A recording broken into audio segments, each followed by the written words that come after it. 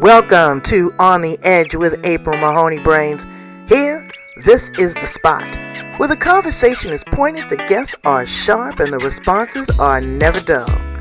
Welcome home, Brains. There's only one requirement to hang out on the edge, is that you open your big brain and close your small mind. Did you bring your thinking caps?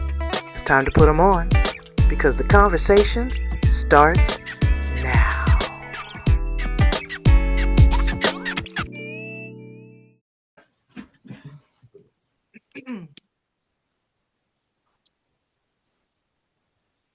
Welcome to On the Edge with April Mahoney Brains. You back at the spot, the place, the location where it's happening, where the conversations are pointed, the guests are sharp. There she is, and the responses are never dull. Today we have Martha Burich from Michigan. I asked her, was it cold? She said, yeah, it was 40, but it wasn't too bad. Let me tell you about this woman here. I can't wait to really get into her story because she is so layered. She is so textured. She is so resilient. And she's smart. She has a PhD. She's worked in colleges with critical thinking and implementation of that to college students who really need her wherewithal or bandwidth. She's overcome the use of alcohol. She's a contributor, a writer to the Chicken Soup of the Soul series, and she's coming out with her own book. And there's so much more. I can't wait for her to share that with you, to inspire you, and to encourage you, Brains. Let's welcome her to the show. How are you, Martha? I'm great, April. I'm so happy to be here with you and your tribe, the Brains. All right, I'm one of Wait, them. see, I'm that's one what of your tribe. you are, one of the educators, okay? A PhD. Wow. I got a PhD from the hood. But you got to have some street savvy too, really. You can, as my Jamaican friends say, you can have as many degrees as a thermometer and still not know what temperature it is. There you go. Exactly, exactly. In fact, my brother gives me trouble because he says I'm book learning. You got book learning because he's the mechanical engineer in the house. He can take everything apart and put it back Mm-hmm. together. Mm-hmm. But what are you putting together? How are we gauging your temperature? Tell us how you show up on the planet. Well, April, I am so blessed. I am so blessed that I can help so many people. And that's really my calling. My calling is to help, whether it's I'm whether when I'm coaching, and with my coaching for women over 60, I believe in them till they can believe in themselves. And Mm. that's what I also do. I take AA meetings to the jail, and I I believe in the I know ladies. we were going to talk about that too because, um, well, I shouldn't say this. They don't get alcohol in the jails, but I shouldn't say that because in prison, I've had some friends and family members have been in prison. You can get whatever you want. Oh yeah, I had a girl. She got put in solitary because she was making alcohol. Make I it don't know happen. how they do it. I don't know how they do it. But Wow. yes, yes, yes. And I was really plugging for her and hoping that she was going to be able to get herself straightened out, but it just didn't work that way. Okay. So let's dial back a little bit and start with, how did you find yourself in the space of coaching? What made you want to be so helpful? Is that cathartic for you? Is that a release for you as well? Because it's got to be some ROI. Oh, yes, yes, yes. Most of my life I was so shy. I was so shy and afraid of the world. I don't know how I accomplished anything, April, really. But I did. I guess I had some resiliency in me and decided that I wasn't going to give up. So I overcame the shyness and the social anxiety. And, I was very fortunate. I taught college for 10 years, Mm. psychology and child psychology. I had so much fun. Oh Wow. my goodness, we had fun. And then I became a high school special education teacher, and I got to teach science and math. Oh, and that was so much fun too. And the kids were so much fun. Oh, we just had so much fun. We would make April, we made ice cream. We would take cars, in order to learn about physics, we would take little matchbox cars and get those little tracks and things, and Mm-hmm. we would time how fast the car would go and which car went faster, and if we put a magnet on it or if we put a weight on it. Oh, we just would have so much fun. And I just I loved it. And you know what? People who get into helping professions are helpers and they love people. Well, then when I retired, I didn't know what the heck to do with myself because I was so used to always having things to do and being engaged. When you're a teacher, and one of the things that children said to me, but especially other teachers and teachers who worked with me, they would say, you will stop on a dime. If something's not working, boom, it's done. You're on to something new. Because if something's not working with a student, you're going to lose them all. You're going to lose them all. If you see two or three and they're not engaged, you can see this particular lesson isn't going anywhere and it's not benefiting. How can we change this? We would learn time by putting numbers on the floor in the shape of a clock, and then we would play, okay, run to 3, run to 3:30, run to, oh, we would just have them. And that was gym class. Oh. Oh, we But would have see, some. you have a creative spark to you. Oh, loved it. That's very important. Teachers have to be creative. Oh, Teachers yes. and Yes. nurses are some of my favorite people on the planet. But now in the classroom, it's become so restricted. And like you said, Mm, you're retired. I don't know how long it's been since you retired from that. It is, tests. They want the numbers, but that does mhm. not determine a person's intelligence. They may Exactly. not just be a good Exactly. test taker. And now also with Mhm, colleges, in the mhm, news, they are so combative about what's going on in the mm, Middle East. And what mm, hurts me more than anything is that college campuses were places to debate information, mhm, to mhm, explore options, to mhm, be defiant, but also to be agreeant, to have a perspective. But now it's hate mongers. mm, I don't understand what's happening to society. It's really, mhm. really awful. It's really, really awful. These people are in these echo chambers of ugliness, and it just keeps reverberating out. So as you And it's for you and me to keep that high vibration and to never return the negativity with negativity. We have to stay, and I know you know this because you do it. We stay at the upper. We stay up no matter what someone says to us. We don't give it back to them how negative it is. We always stay on the higher plane because that's where God is. That's exactly, in and I say God, and that's where I do too. that's where change comes from. Change comes from us not going down to their level. Change comes from us staying and being the good example. And I know you know that because I see you do it all the time. Thank you. Well, what would you say to, educators in today's environment? I understand about us as individuals, but what would you say to the people that have the responsibility of molding the minds of the next generation? April, what can they? All they can do is the best they can do. Towards the end, I retired 6 years ago, and at the end, there were more administrators than there were students. I think it was getting to be, I loved the students, but the administrators, no matter what you did, it was never good enough. And they would tell me I'm supposed to be teaching these students um, algebra, really difficult algebra, high level algebra, and they could barely multiply 5 times 5, and Mm, yet I'm supposed to be giving them algebra, and then they would come down on me because I wasn't at the point in the book where they said, well, you should be at this point in the book. Well, how can I be at this point? How can we taking x plus y equals 6, and the kids don't understand that at all. X plus 3 equals 6.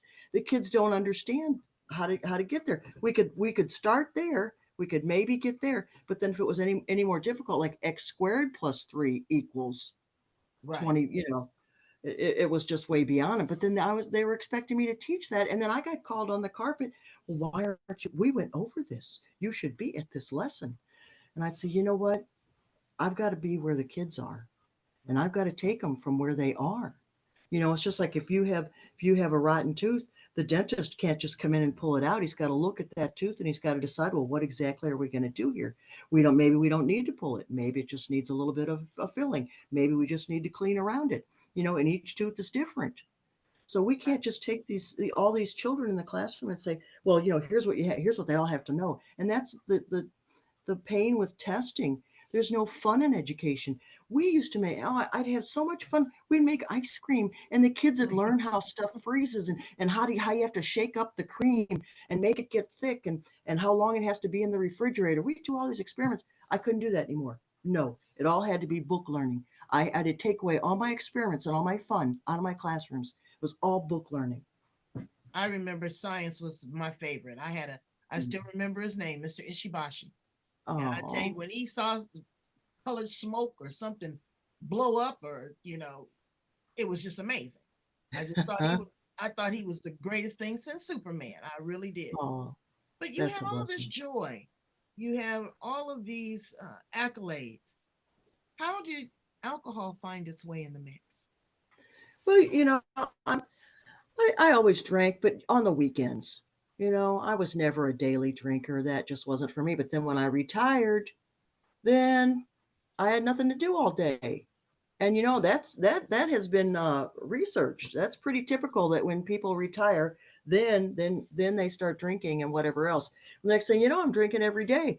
So one day I'm drinking, and then I'm listening to this podcast, April. Carolyn Mays was her name. You might know who she is. She was a contemporary of Wayne Dyer and Louise Hay and all those. Mm-hmm. Hay House. Well, anyway, so she's on the radio, and I got my drink in my hand, and she goes, "I dare you, I dare you to ask God to make you quit." I was like, "Whoa, no, no, no, no, no, no, no." When you ask God to make you do anything, that's when you wind up in hospitals, jails, and prisons. Mm, No, thanks. I know. I'll ask Him to help me. mm. I went to AA the next day and haven't had a drink since. It's been more than 5 years. Wow. Bless your heart. And so you've taken that wisdom and your education, and now you're helping those that are incarcerated. Tell us a little bit Yes. about that.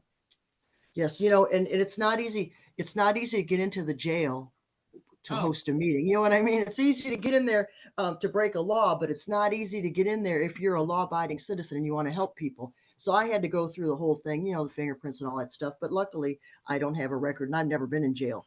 So I take the meetings in there every Monday, and the ladies are some of the most wonderful. I don't know what they've done. It's not my business. What my business is to give them hope and to give them techniques and information that will keep them sober. And in fact, I just told them yesterday, because I go on Mondays, I said, now here's what I did.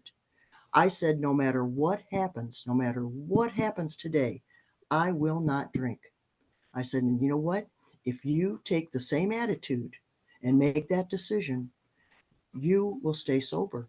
And that's how it's worked for me. My brother's been sober 35 years, the same thing. I call myself the Scarlett O'Hara of sobriety. No mm, matter what happens, I won't think about that today. I'll think about that tomorrow. And right. April, most of the times, whatever it was that had me bent out of shape, the next day, 2 days later, I think, well, what was I so upset about? I couldn't even remember. Mm-hmm. Well, you get to when you grow into your maturity, when you blossom. Uh, that's what happened to me when I turned 60. I woke up that morning and I said, you know what? Do I even care about this stuff? There you How am go. I going to respond? Is it important? Mm-hmm. Can I Mm-hmm. get rid of the things that no longer serve me? I've got a Mm-hmm. little bit of time left. I'm not guaranteed another 60. I got a little bit of Mm-hmm. time left, and I'm going to enjoy that. I'm not going to be messing in my kids' business, my Mm-hmm. girlfriend's business. Uh, Exactly. I'm not doing any of that. I'm going to enjoy my life and my own business. Exactly. How do you? And Okay. if you turn 50 without heart disease, you can expect to live to be 92. We got a lot of years left. I'm 69. We got a lot of years left. That's why I go to the gym every day, and I got a trainer. And he's already told me, he goes, Martha, for 69, you are so strong. And you Mm, know why? Because I work at it. I work at it. It's walker, wheelchair, or nursing home, April. No, no, no, no, not for me. that's right.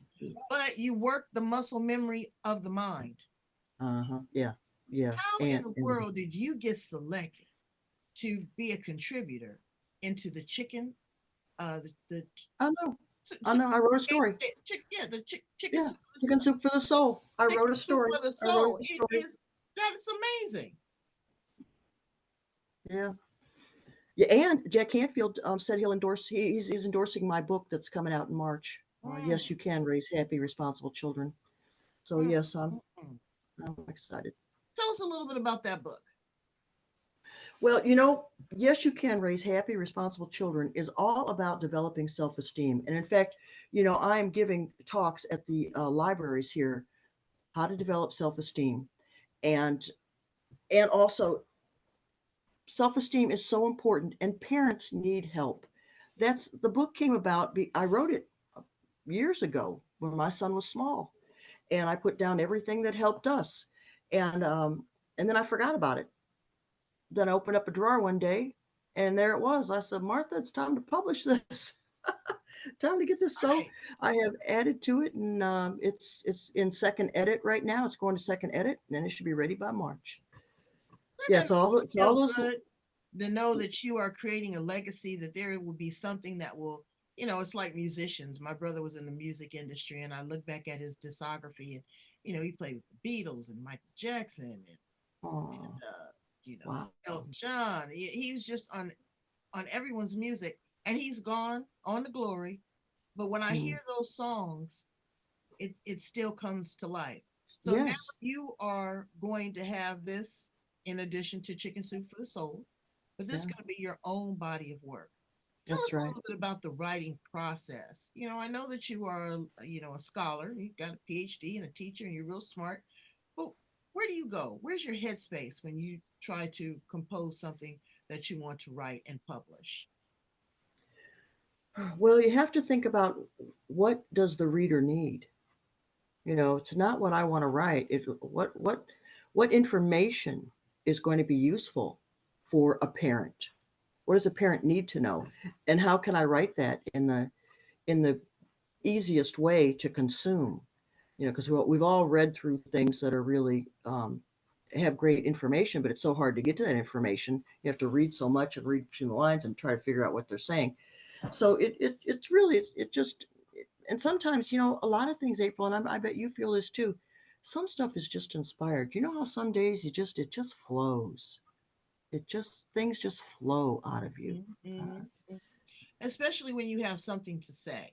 And a lot of right. times people they dumb down their voices. I've just had a Mm-hmm. series of interviews with women that are storytellers Mm-hmm. that are Mm-hmm. going through their pain and overcoming trauma because they are able to tell it in a story format. And it's very Ah, important to get that out. You can't keep it suppressed. You can't keep it bottled up because it will destroy you. It will turn that's right. into disease. It That's right. will eat Exactly. away with Yeah. you. And then too, people have been subjected to all kind of cruelty. Do you want to be able to forgive yourself and that person, but you Mm-hmm. can't do Mm-hmm. it unless you speak about it. Mm. Or That's. you have these people that are just going off on a tangent and, you know, Mm-hmm. going through the Walmart and killing up everybody, all these Mm-hmm. the guns and stuff in elementary schools. Who Mm-hmm. does stuff like that? Mm-hmm. World is crazy. What would you say Mm-hmm. to a 25-year-old Martha Birch? What would you say to yourself? Oh, what would I say to 25-year-old Martha? Yeah, what would you go Yeah. back and say to 25 Yeah. year old Martha? And Yeah. let's put it in context. Knowing what you know now Yeah. and being able to go back and have that conversation as an educator, as a person that's overcome, an addiction, as a woman that has, went and been an educator, what conversation would you bring to a 25-year-old Martha? I would say it's all going to work out. Don't worry about it. Go after what you want. Stop worrying about what other people think. If you want it, go for it. Be a good person and realize that other people need you. They need you to develop your skills, talents, and abilities. They don't need you sitting around hiding in the corner thinking you're not good enough. The world needs leaders. That's what I would have told Martha back when she was 25. The world needs leaders. Doesn't need somebody to be slinking around all scared to be Uh-huh. who she is. That's what I tell people. They go, "Oh, well, you don't have a million followers." I said, "Baby, I'm 61. I'm not into followers. I'm That's not the right. Pied Piper. I'm into leaders. I'm into people that are going to make a difference, impactors, and Mm-hmm. influencers." such as you, Martha, because you haven't given up. You're 69, you're going to the gym, you're pouring into other individuals that are struggling. You're not judging them, you're loving Mm, on them. mhm, mhm. So all of that is so valuable. It's so important. Right, What else is right. on your life list? What else do you want to accomplish and want to do? Well, I've been to Europe 2 or 3 times, and I've been on cruises, etc. I'd like to go to Eastern Europe. I hear that's very interesting, and they have a completely different culture. So that's interesting. I have this parenting book, but right now I'm helping a little 9-year-old. He has ADHD really bad, so I'm helping him develop his focus and learn to focus on things. Oh, So wow. that's really a lot of fun. So that's going to be my next book, and that'll be filled with ADHD exercises for adults and for children to help people learn how to focus. That'll be fun. And there's so much for me to do. I mean, those are just 2 books, and then I my dog. I lost weight walking my dog for a while, and just the joy of having an animal is so much fun. So I love to talk about that, and people that have animals, boy oh boy, it's like children that it's like they have children. I know. So that's a lot of fun. And I let mine out, and the coyotes jumped over the fence and grabbed him. And Oh, they, I'm sorry. Oh, but I had an animal communicator that came on my show, and she told me she channeled him, and she told me things that I knew that she didn't know, wow, and he's all right. wow. He told me that dog is God spelled backwards, and all dogs go to heaven. Oh, How could I be oh, upset with that? But it's a lot of that. responsibility. Mhm, mhm, Animals, just like children, if not more mhm, so, mhm. because they can't tell you exactly where it hurts. They can't Mm, open the door. They can't mhm. sit on the potty. Right, But right. it's a lot. But the love that you get from an animal when you walk through that Oh, door is undeniable. I got to tell you a story about the dog. I'll tell you 2 stories about the dog. The Okay. dog got out a couple Mm. of weeks ago. My son went out looking for him, and we have horse farms all around here. So probably one of the horse farms called on him because he could hurt an animal. He could disturb the horses. Well, anyway, so my son looks down the road, and here comes a police car. Police car comes up. Anthony looks in the back. There's the dog in the back of a police car. Wow. Oh That's gosh. wow. And That's then when the dog was a puppy and I moved here with my brother, we came home from an AA meeting one night and the dog had torn all the stuffing out of the arms of his couches, of his couch. And, the stuffing's all over the living room. And I said, Al, oh my goodness, look what happened. My brother said? He goes, all that furniture's old. Don't worry about it. Nothing bothers him. Nothing bothers him. I that's tell you, that is such a blessing to live with someone who is so even keeled and who doesn't get bent absolutely out of shape. What a blessing for exactly. the animals, for me, for my son, for everybody that he's around. And we learn a lot from that. We learn a lot from that attitude. And Absolutely. that's what I tell my 25-year-old self too. But don't sweat the small stuff. No, exactly. And there's no need to always be angry. A lot of times Right. people do that for sport. They want to see how ugly they can get. I Mm. had to cut into a lane and I didn't see the other car coming. Oh, he laid on his horn. He gave me the finger. He talked about my mother, everything. And I was like, I'm sorry, I made a mistake. Yeah, People are I'm not sorry. allowed to make mistakes. They're not allowed to have a different point of view, a different perspective. They're not allowed to not like anything. Mm. I can't stand okra. I do not like it. But if you come to my house and you like it, I'll prepare for you and I'll make it the best I can. But don't put any on my plate. And that's the same thing with life. Life is a big old smorgasbord, and everything that's on Martha's plate's not going to be on April's plate. That's right. But That's right. people don't want to accept that. They don't want to do that. So let's ask some fun questions about you because you seem like a fun kind of girl. If I came to visit you there in Michigan, where would you take me? Oh goodness, where would I take you? Well, I guess I would take you to oh, the Ice Museum. Oh my Yeah. God, we got this great ice museum in Port Huron, and it's all about the history of ice and how they used to how ice would travel to different countries, how these men would chop that ice out of the lakes, how they would store it in straw. Oh girl, it is fascinating. Really? Okay, so Really. I'm gonna have to put that on my list.